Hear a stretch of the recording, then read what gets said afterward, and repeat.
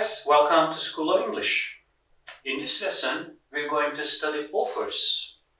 How do we make offers using modal verbs? In the first part, we have will, shall, can, could. We can make offers using these modals. Let's have a look at the examples. Will you have another piece of cake? We offer a cake here. Shall I help you? I can, or you can also use could. I could help you with your homework. Yes, this is an offer of help.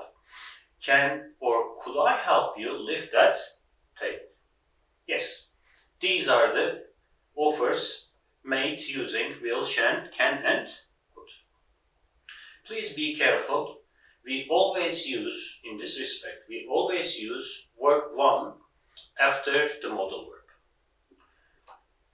Another one here, would plus subject plus prefer or rather or like. You may use anyone you like. Can be used to make a polite offer or invitation. Let's have a look at the examples. Would you prefer to come with us or stay home this evening?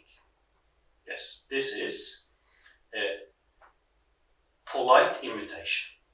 Would you like me to help you? This is a polite offer of help. Okay?